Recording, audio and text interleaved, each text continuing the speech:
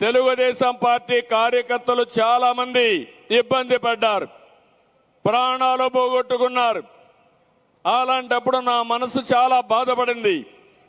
నా కోసం తెలుగుదేశం పార్టీ జెండా మోసే కార్యకర్త ఈరోజు చనిపోయాడు, వాళ్ళ పిల్లలు అనాథలైపోయారు.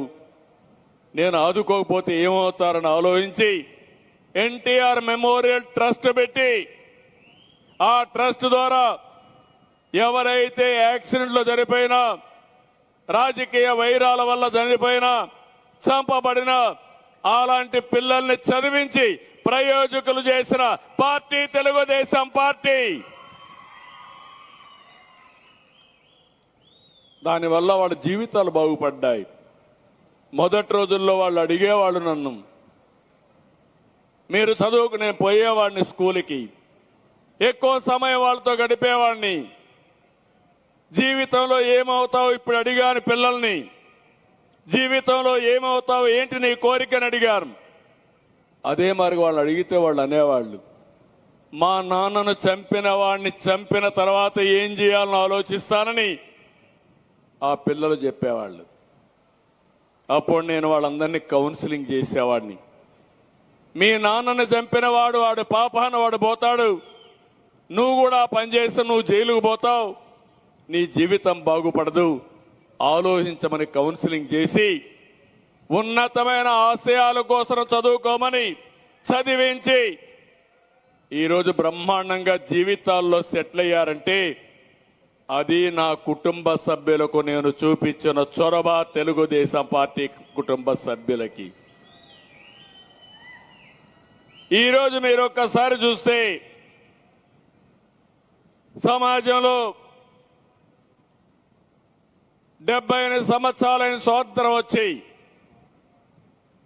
అంబేద్కర్ గారు రాజ్యాంగాన్ని రాశారు, రిజర్వేషన్లు పెట్టారు.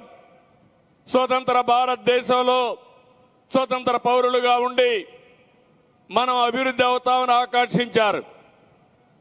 కానీ మనం ఆలోచించినంత అభివృద్ధి జరిగింది, కానీ అది కూడా 1991 నుంచే అభివృద్ధి అయ్యింది. ఇక్కడుండే మీరందరూ ఒక విషయం గుర్తుపెట్టుకోవాలి. మన తెలుగు బిడ్డ పివి నరసింహారావు గారు ఆర్థిక సంస్కరణలు తీసుకొచ్చి దేశం యొక్క దశ దిశ మార్చారు.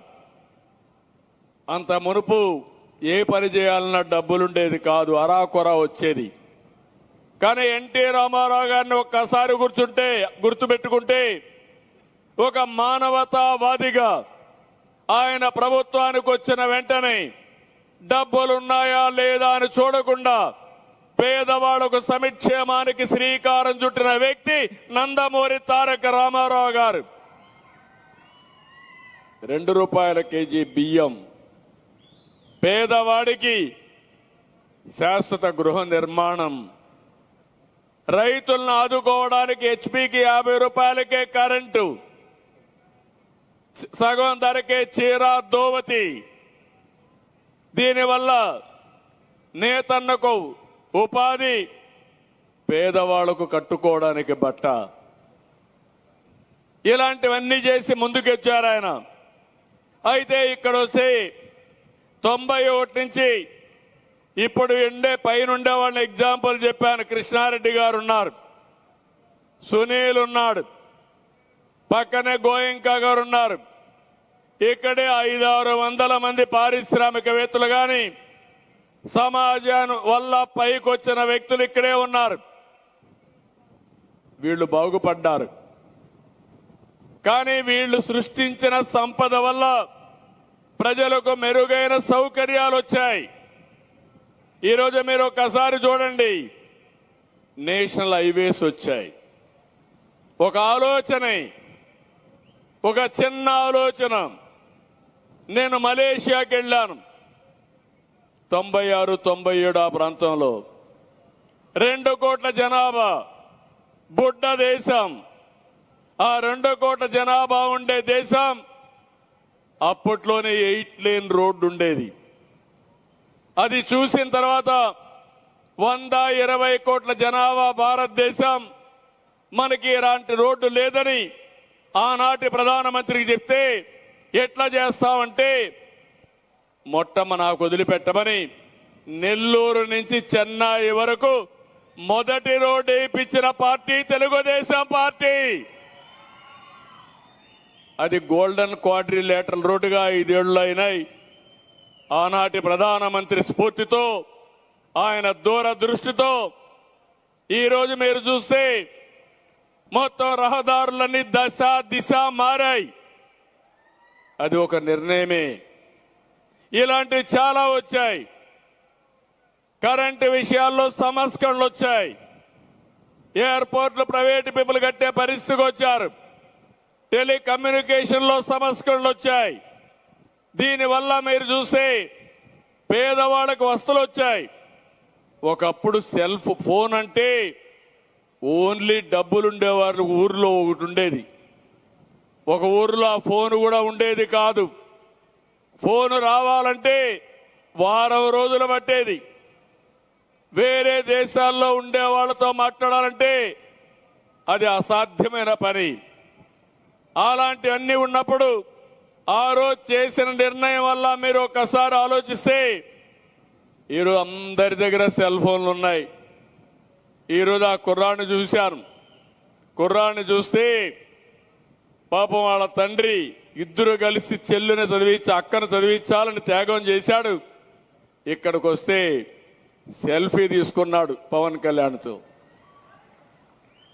టెక్నాలజీ వాడగలుగుతున్నాడు, తెలివితేటలున్నాయి. కానీ ఫర్దర్ గా చదువుకోకపోతే కడాన ఎలక్ట్రీషియన్ గానే మిగిలిపోతాడు. మీరు ఇది ఆలోచించాల్సిన అవసరం ఉంది. ఇలాంటివన్నీ వచ్చిన తర్వాత ఈరోజు మనం ఆలోచిస్తే సంపద సృష్టించబడుతుంది. కానీ ఆ సంపద కొంతమందికి వస్తా ఉంది. ఇలాంటి పేద కుటుంబాలకి ఆ సంపదను రాకుండా కొంతవరకు ఇది అవుతుంది. నేనే అనేక సంస్కరణలు తీసుకొచ్చాను, అనేక ఆలోచనలు చేశాను. ఎన్నో వందల సంవత్సరాలు కాదు, 25 సంవత్సరాల కంటే ముందు మన పిల్లల భవిష్యత్తు బాగుండాలని ఐటీకి ప్రాధాన్యత ఇచ్చాను. ఎవరికి అర్థం కాలేదు, చెప్పాను, ఆచరించాను. 9 సంవత్సరాలు అదే పనిగా చెప్పాను. ఆ రోజు నేను తీసుకొచ్చిన సంస్థలు ఈరోజు చూస్తే తెలుగు వారు బాగా చదువుకున్నారు, ఐటీలో ప్రాముఖ్యత పొందారు, విదేశాలకు వెళ్లారు. ఈరోజు అమెరికా లాంటి దేశంలో అమెరికన్స్ కంటే 2 ఇంతల ఆదాయం తెలుగువాడు సంపాదిస్తున్నా అంటే అది 25 ఏళ్లలో సాధ్యమైందంటే అది ఆ రోజు విజన్ అని చెప్పి నేను మీకు తెలియజేస్తున్నా. ఈ విషయం మనం గుర్తుపెట్టుకోవాలి. ఎవరు వీళ్ళు? గ్రామాల్లో వ్యవసాయం చేసే రైతు కుటుంబ పిల్లలు, రైతు కూలీల పిల్లలు. వీళ్లకు తెలివితేటలున్నాయి, శక్తి సామర్థ్యాలున్నాయి. ఈరోజు ప్రపంచం అంతా వెళ్లారు, ప్రపంచం మొత్తం శాసించే పరిస్థితికి వచ్చారు. అదే మాదిరిగా హైదరాబాద్ మీరు చూశారు. 25 ఏళ్లకు మునుపు రాళ్లు గుట్టలు, ఆ రాళ్లు గుట్టల్లో పెద్ద పెద్ద బిల్డింగులు విజువలైజ్ చేశారు. ఈరోజు అమరావతిలో వరి పొలాల్లో రేపు 4 ఏళ్ల తర్వాత మీరు చూస్తారు ఎలాంటి అమరావతి డెవలప్ అవుతుందో. ప్రపంచంలోనే ఒక ఆదర్శమైన రాజధానిగా అమరావతి తయారవుతుంది. ఈ అమరావతిని చూడడానికి అందరూ వచ్చే పరిస్థితికి వస్తారు. నేను ఎందుకేమో అది చూసిన తర్వాత ఈరోజు హైదరాబాద్ ఉంది, మీరు చూశారు. ఆ